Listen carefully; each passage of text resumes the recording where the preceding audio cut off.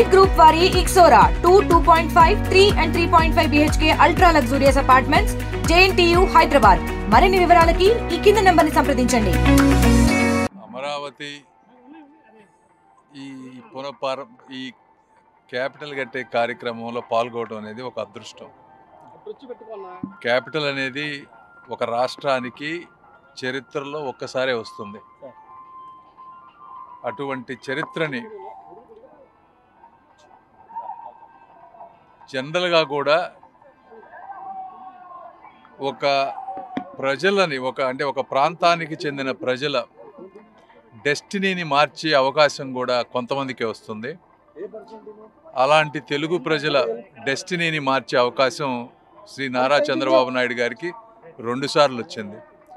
మొదటిది హైదరాబాద్ని డెవలప్ చేసినప్పుడు, రెండోది ఈరోజు అమరావతిని బిల్డ్ చేస్తున్నటువంటి విషయం.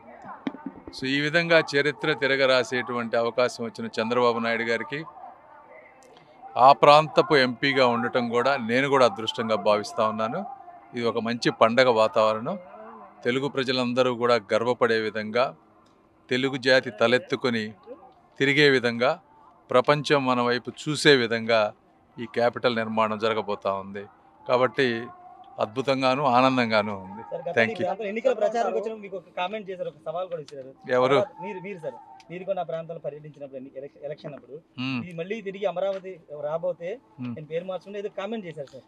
నేను ఏం కామెంట్, ఒకటే చెప్పాం, మేము బతికున్నంత వరకు ఈ అమరావతి ప్రాంతంలో క్యాపిటల్ని అంగుళం కూడా కదల్చడం ఒక జగన్మోహన్ రెడ్డి గారి వల్ల కాదు కదా, ఎవరి తరం కూడా కాదు అని చెప్పాం. అదే ఈరోజు జరగబోతా ఉంది.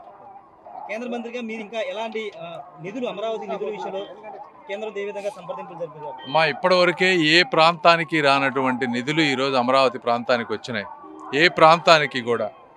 కాబట్టి ఈరోజు 40-50 వేల కోట్ల రూపాయలతో పనులు జరుగుతూ ఉన్నాయి ఈ రోజున.